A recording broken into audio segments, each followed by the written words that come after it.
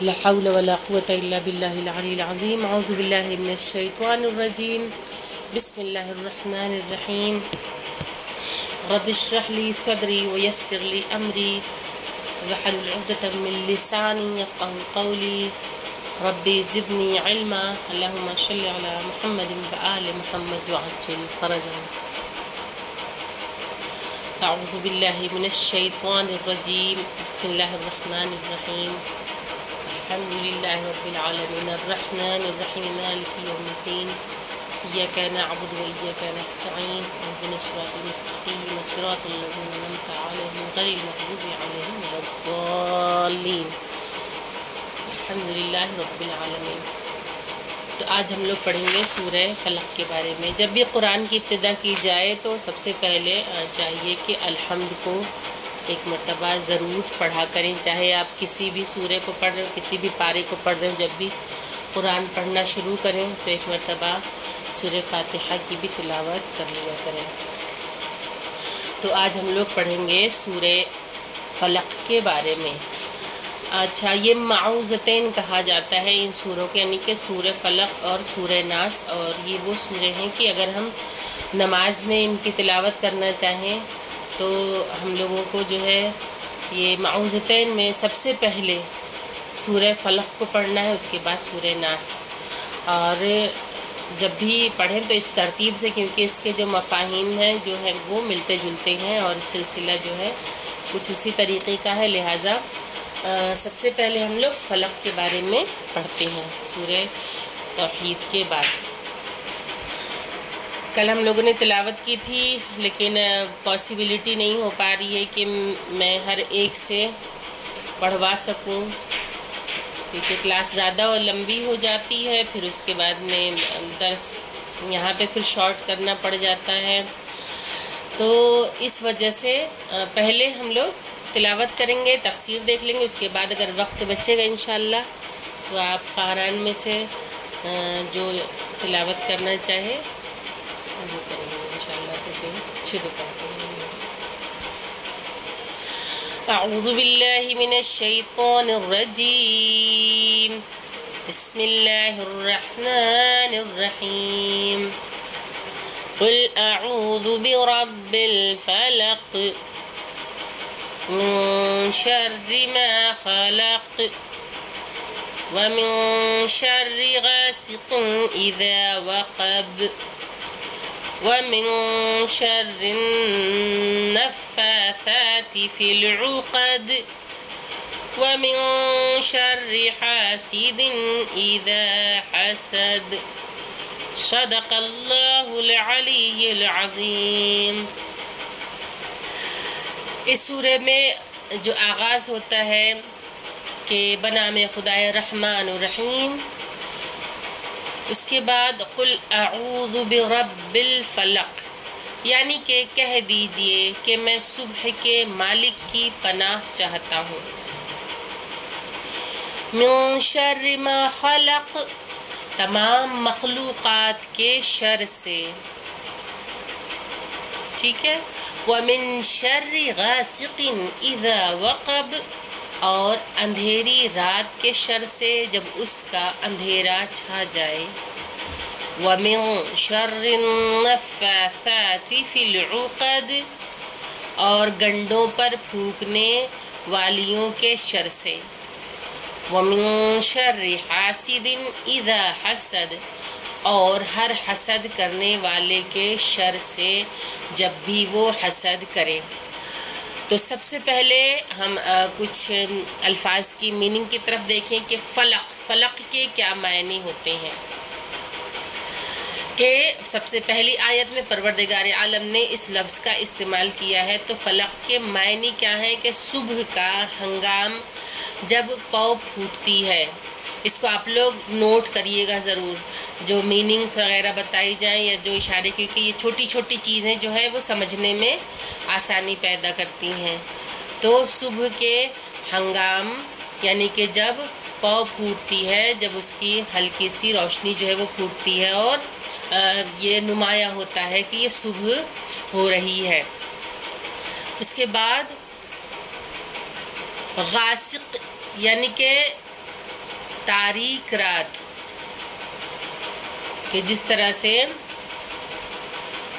یہاں پہ ہے وَمِن شَرِّ غَاسِقٍ اِذَا وَقَبَ، اور اندھیری رات کے شر سے جب اس کا اندھیرا پھیل جائے. تو غاسق کے معنی ہے تاریک رات، اندھیری رات، کہ جب ایک دم اندھیری رات ہوتی ہے. کبھی آپ لوگوں نے دیکھا ہوگا کہ جب سب جگہ لائٹس بھی چلی جاتی ہیں، اب تو خیر دور ایسا ہے کہ ہر وقت لائٹس لگی ہوئی ہیں اور بالکل چکا چوند والا ماحول ہوتا ہے، نہیں پتہ چلتا.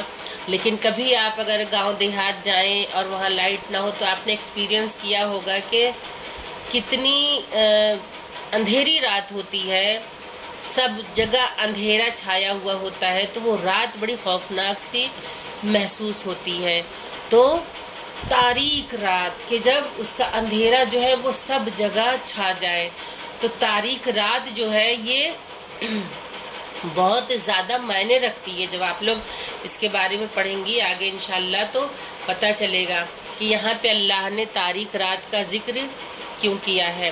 پھر نفاثات، نفاثات یعنی کہ جھاڑ پھونک کرنے والی عورتیں جو گروہوں اور گنڈوں پر پھونک کر دیا کرتی ہیں. اب یہاں پہ ایک بات اور واضح ہو گئی کہ جو جادو ہے یعنی کہ جو جھاڑ پھونک ہے یہ بہت پرانا ہے اور پہلے بھی لوگ یہ سب کیا کرتے تھے، اور بالخصوص عورتیں جو ہیں ان سب کاموں میں زیادہ لگی ہوئی ہوتی ہیں. کبھی بھی آج کا بھی دور آپ دیکھیے کہ جتنا زیادہ عورتیں ان سب کے چکر میں ہوتی ہیں اتنا جو ہے مردوں میں یہ سب چیزیں نہیں پائی جاتی.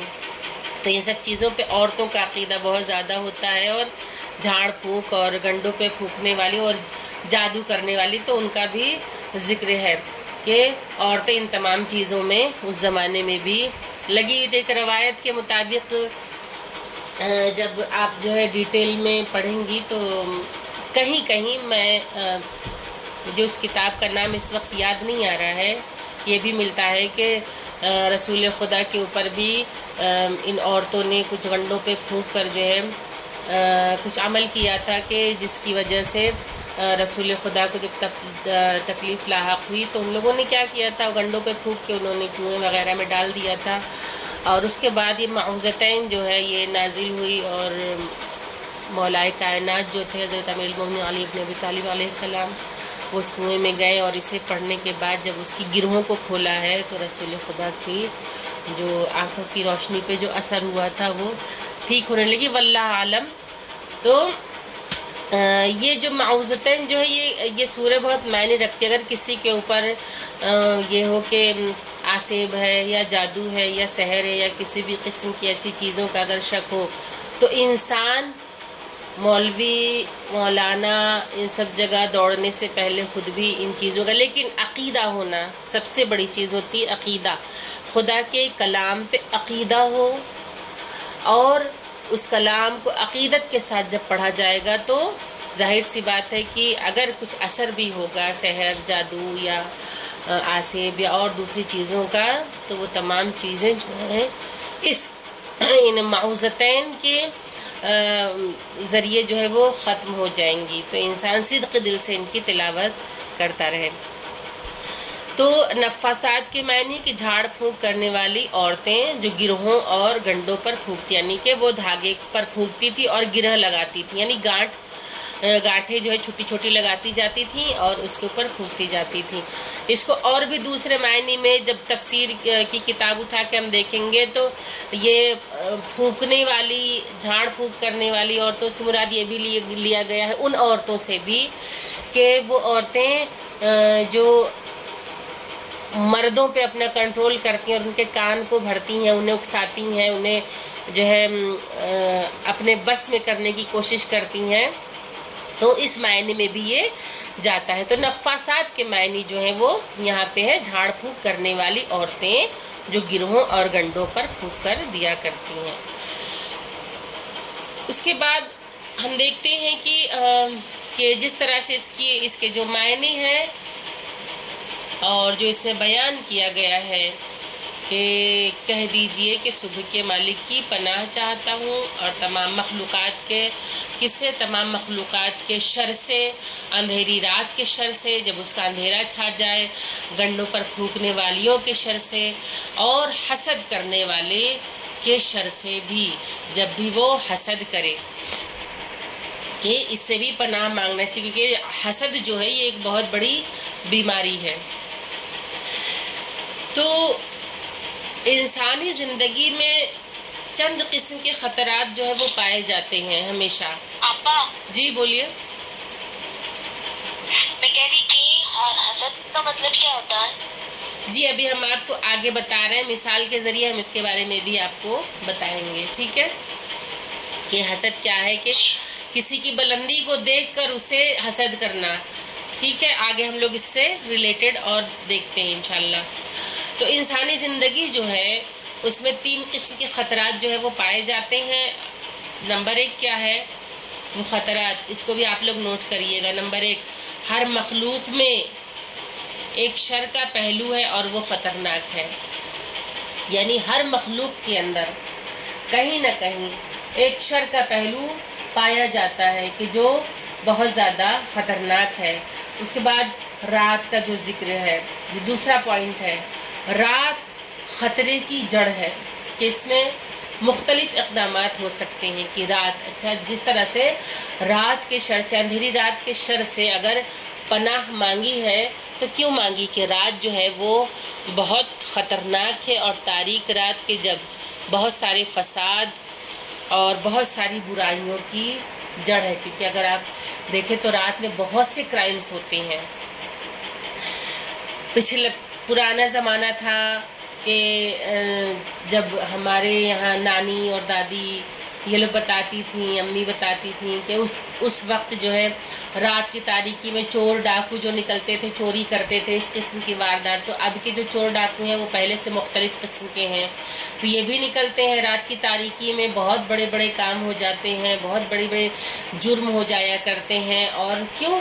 کیونکہ رات کا جب اندھیرا چھا جاتا ہے تو اس وقت مجرم کو پہچاننا مشکل ہوتا ہے، اس لیے لوگ رات کا انتخاب زیادہ کرتے تھے جرائم کو انجام دینے کے لیے۔ تو رات جو ہے وہ اندھیری رات جو ہے وہ جرم کا منبع ہے، برائیوں کا منبع ہے، کہ اس رات کی تاریکی کا فائدہ اٹھا کے لوگ برائیوں میں بالکل محو ہو جاتے ہیں، اور یہ بھی بھول جاتے ہیں کہ پروردگار عالم تو دیکھ رہا ہے، چاہے وہ رات ہو یا دن ہو، وہ خدا وہ ہے کہ لا تاخذہ سنۃ ولا نوم، کہ جسے اونگ تک نہیں آتی ہے، وہ پروردگار تو ہر وقت سب کچھ دیکھتا رہتا ہے۔ خداوند کریم کی نگاہیں ہر جگہ ہے، ہر وقت ہر پل موجود ہے۔ کوئی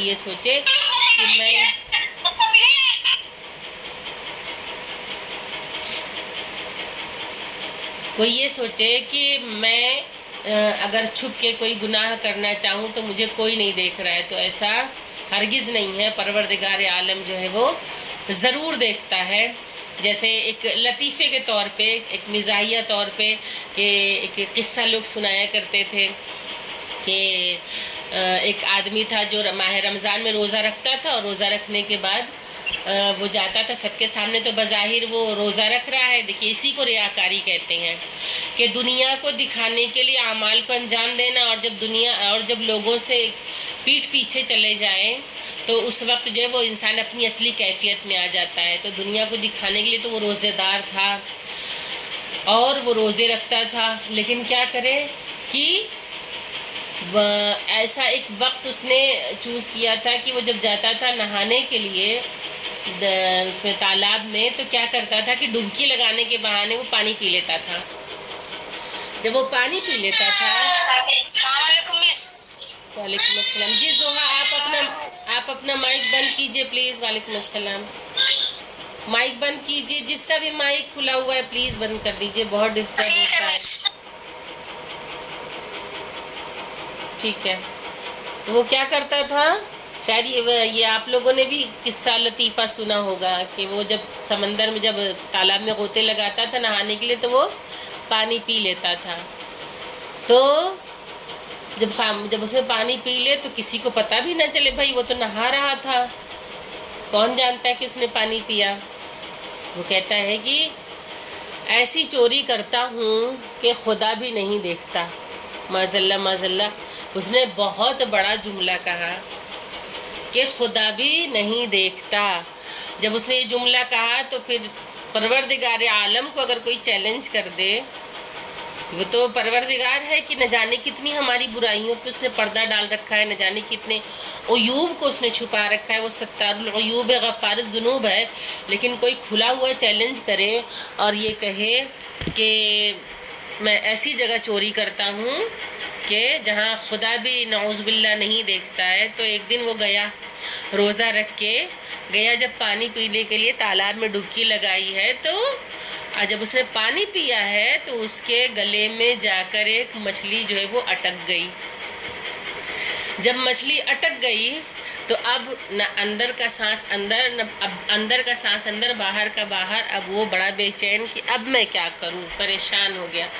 تو خدا بند عالم جب کسی کے غرور کو توڑنا چاہتا ہے، جب کسی کی برائی کو، اس کی ریاکاری کو اوپن کرنا چاہتا ہے، کہ خاص طور سے جب کوئی چیلنج کر دے، تب اس کے بعد اس نے یہ لوگوں نے پوچھا کہ بتاؤ آخر ایسا کیوں ہوا، کیا تم منہ کھول کے پانی منہ میں لے رہے تھے؟ جب اس کے گلے سے مچھلی نکلی تو اس نے توبہ اور استغفار کیا اور کہا کہ مجھے معاف کر دو. میں اتنے دنوں سے جو روزہ رکھ رہا تھا، میں تالاب میں جاتا تھا روزہ رکھ کے اور میں دھیرے سے منہ کھول کے پانی پی لیا کرتا تھا، اور میں نے ایک بہت بڑا دعویٰ کیا تھا کہ ایسی جگہ چوری کرتا ہوں جہاں کوئی دیکھ نہیں سکتا ہے. تو خدا نے مجھے اس کا سبق دے دیا کہ ایک خدا کو اگر کوئی چیلنج کر لے تو پروردگار عالم جو ہے اگر کوئی ریاکاری کے لیے کام کرتا ہے تو اس کے اعمال کو اس کے منہ پہ اللہ مار دیتا ہے. ٹھیک ہے، اور خدا کے سے کوئی بچ کر نہیں رہ سکتا اور خدا سے چھپ کر کوئی کام نہیں کر سکتا. اس the moral of the story جو میں بتانا چاہ رہی تھی کہ اگر انسان چاہے کہ میں چھپ کے بڑے بڑے امور انجام دے دوں تو خدا ہر جگہ دیکھتا ہے. خیر، تو اندھیری رات، یعنی کہ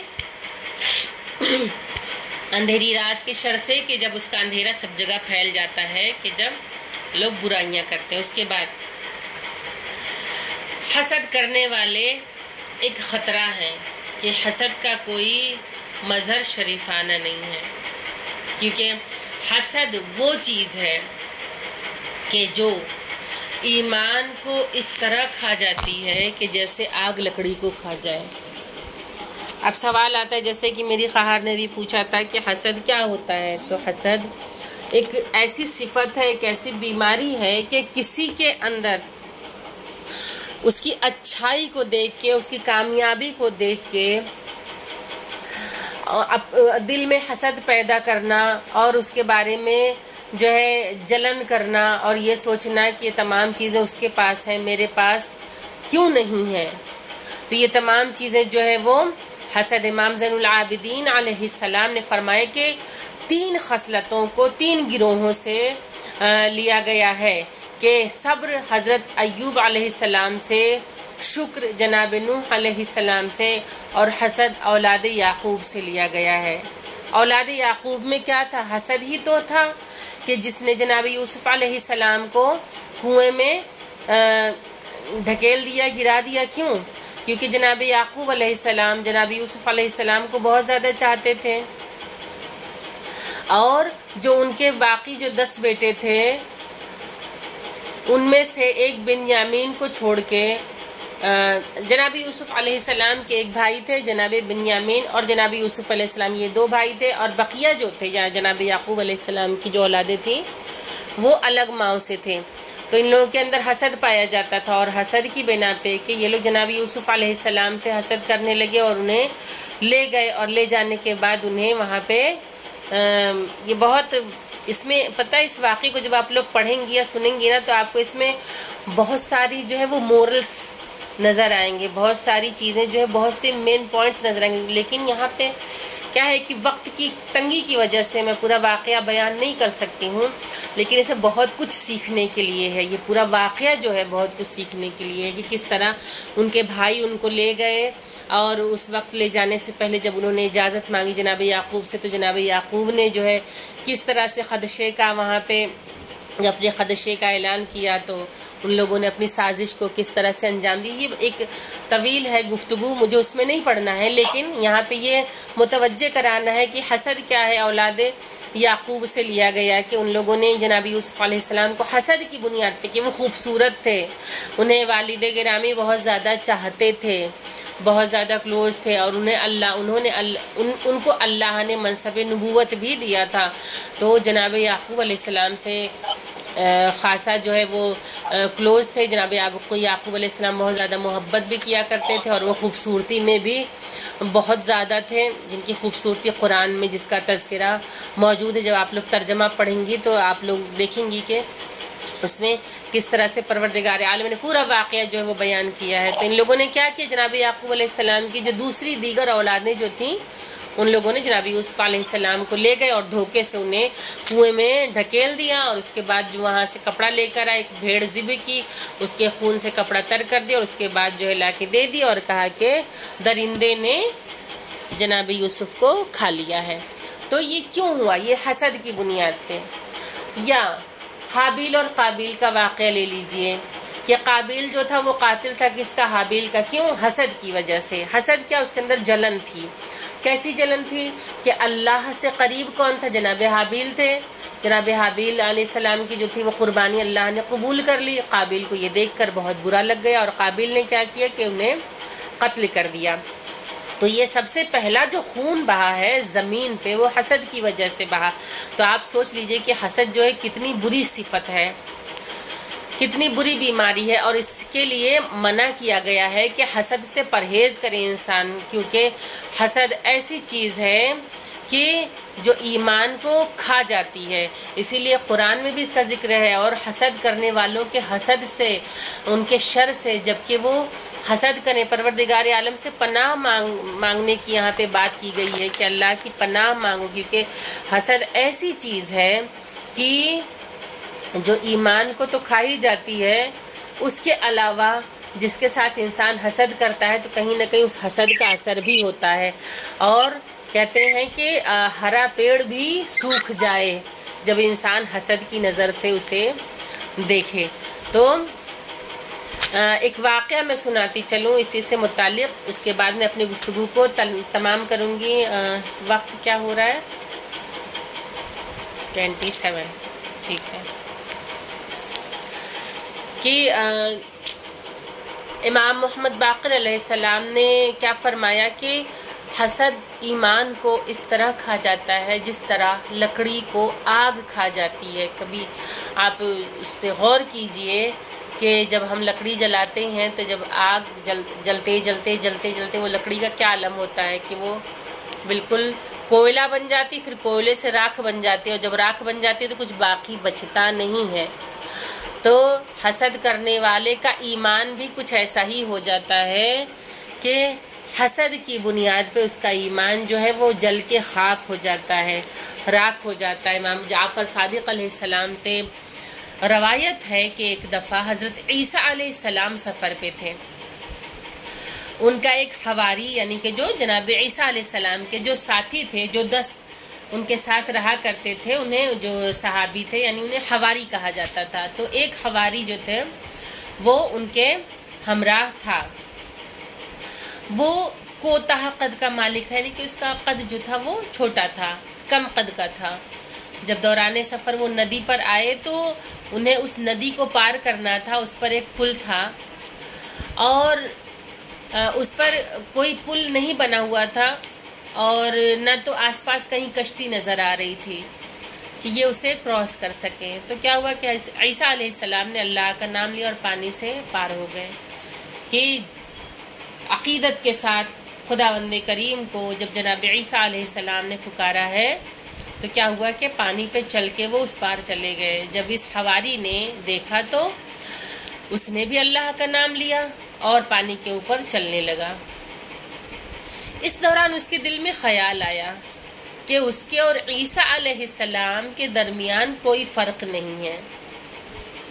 اب یہاں سے اس کے دل میں جب خیال آیا کہ اس نے اپنی اور عیسیٰ علیہ السلام کی تفریق کو مٹا دیا۔ ابھی تک تو وہ یہ سوچ رہا تھا کہ یہ میں کہاں اور یہ نبی کہاں، لیکن جب اس نے دیکھا کہ نبی پانی پار کر چکے ہیں، اس کے بعد جب اس نے بھی کوشش کی پار کرنے کی تو اللہ کا نام لے کے یہ بھی پانی پہ چلنے لگا، تو اب اس نے کہا کہ میرے اور عیسیٰ علیہ السلام میں کوئی فرق نہیں ہے، جس طرح وہ اللہ کا نام لے کر پانی پر چل سکتے ہیں اسی طرح میں بھی چل رہا ہوں۔ جو ہی اس نے یہ خیال اس کے ذہن میں آیا ہے وہ پانی میں ڈوب گیا، ٹھیک ہے، وہ پانی میں ڈوب گیا۔ پس آپ نے اسے توبہ کی تلقین کی، چنانچہ اس نے توبہ کی تو اسے دوبارہ اپنا مقام مل گیا۔ تو اس سے معلوم ہوا کہ اپنے سے بلند مراتب کے مرتبے کی خواہش کرنا یا اس پر حسد کرنا جرم ہے، کہ جو خود سے بلند مرتبے پہ ہے اور اس کے مراتب تک پہنچنے کی خواہش کرنا، اس تک پہنچنے کی خواہش کرنا، اس کو کہتے ہیں حسد۔ اور یہ جرم ہے کہ انسان جو ہے کسی کو دیکھ کے حسد اور جلن اپنے دل میں پیدا کرے اور اس حسد میں کڑھ کر وہ رہے۔ اچھا، یہ ایسی چیز ہے حسد کہ انسان کو چین سے جینے بھی نہیں دیتی، چین سے مرنے بھی نہیں دیتی۔ حسد وہ بیماری ہے کہ انسان کو ہمیشہ بے چین رکھتی، کبھی کسی کی دولت کی وجہ سے حسد ہوتا ہے، کبھی کسی کی خوبصورتی سے کسی کو حسد ہوتا ہے، کبھی کسی کے اہل و عیال کی وجہ سے حسد ہوتا ہے کہ اس کے پاس اولاد زیادہ ہے، اس کے پاس جو ہے اولاد نہیں ہے، اس بنیاد پہ بھی حسد ہو جاتا ہے۔ کبھی حسد جو ہے وہ دولت کی وجہ سے، اور کبھی حسد جو ہے وہ علم کی وجہ سے ہے۔ تو علم میں تو خیر حسد کرنا چاہیے کہ انسان کوشش کرتا رہے کہ مجھے میرے علم میں اور زیادہ اضافہ ہوتا رہے۔ تو حسد کی بہت ساری قسمیں، بہت ساری کوالٹیز ہیں، لیکن حسد وہ بیماری ہے کہ جو انسان کو نہ دن میں چین سے رہنے دیتی ہے، نہ ہی رات میں چین سے وہ سو سکتا ہے۔ شہر بانو اپنا مائک بند کیجیے، شہر بانو اپنا مائک بند کیجیے، شہر بانو رضوی۔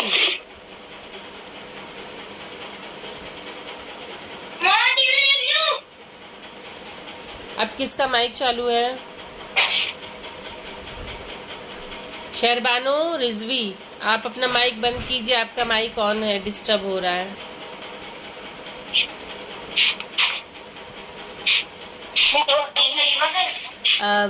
بند ہو گیا؟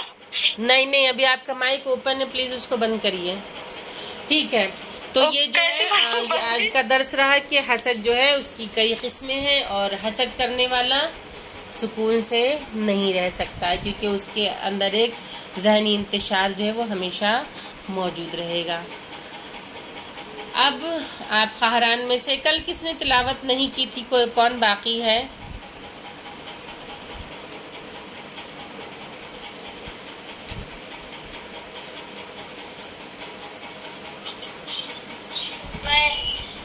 جی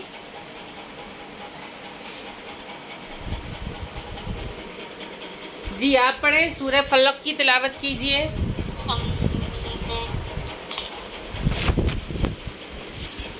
آپ کی آواز نہیں آ رہی ہے، آپ کی آواز نہیں آ رہی ہے۔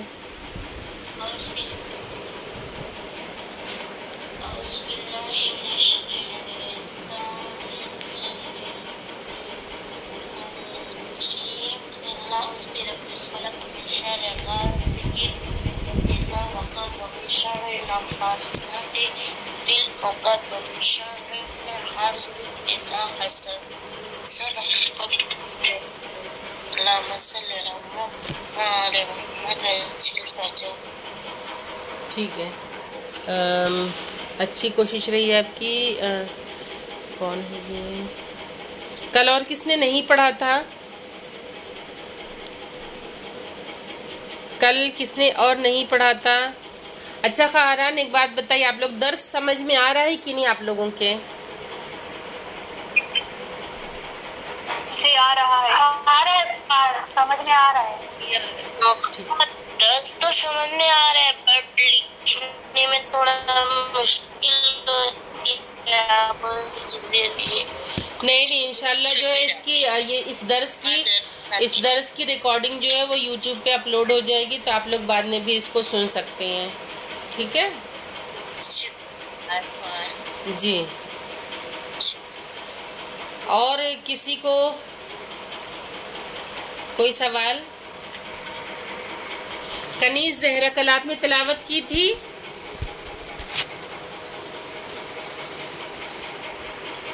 ہنا تقوی، جی ہنا تقوی نے ہینڈ ریز کیا ہے، تو آپ پڑھیں.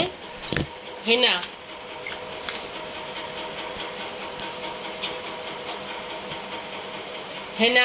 آپ پڑھیں گی؟ شہر بانو آپ پڑھیے بیٹا. شہر بانو آپ پڑھیے، سورہ فلق کی تلاوت کیجیے. جی جی جی. بسم اللہ الرحمن الرحیم. فلق من شر ما خلق من شر النفاثات فی العقد ومن شر النفاثات فی العقد. اتنی جلدی آپ اتنی ہڑبڑاہٹ میں نہ پڑھیے، آرام سے پڑھیے اس کو دیکھ کے. ٹھیک ہے، قرآن لے کے بیٹھی ہیں آپ نا؟ میں بھی چھول سکتی نا، تو وہ میں نے لے لیا. چلیں ٹھیک ہے.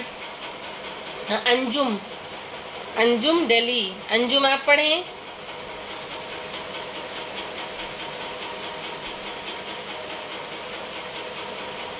السلام علیکم. وعلیکم السلام.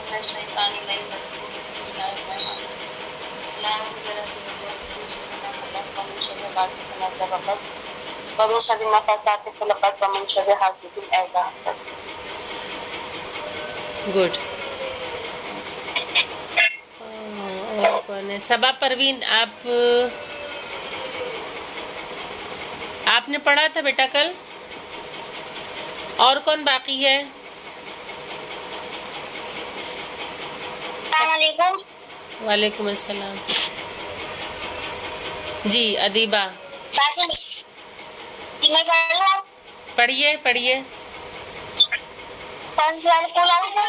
جی سورہ فلق کی تلاوت کیجیے.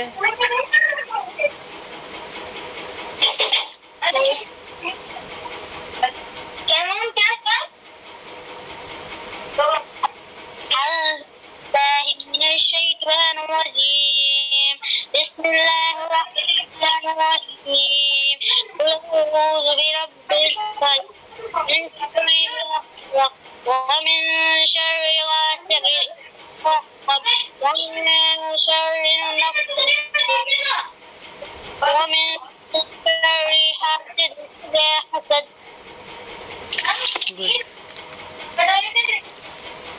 سکینہ فاطمہ آپ نے کل نہیں پڑھا تھا. بس 2 منٹ ہے، اب 2-4 منٹ رہ گئے ہیں، بس 2 منٹ صرف میرے خیال سے. آپ لوگ جلدی جس کو پڑھنا ہے وہ پڑھ دے، اس کے بعد میٹنگ یہ اپنے آپ ختم ہو جائے گی.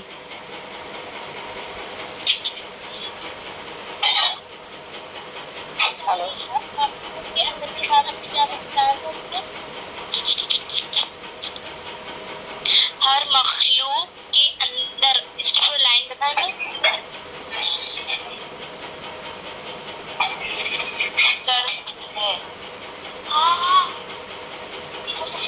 ٹھیک ہے. وآخر الدعوان الحمدللہ رب العالمین اللہم صلی علی محمد وآل محمد وعجل فرجہم. اس کے بعد خواہر ضیاء جو ہے وہ آپ لوگوں کی کلاس لیں گے انشاءاللہ، تو آپ لوگ اس میٹنگ کو بھی جوائن کیجیے گا.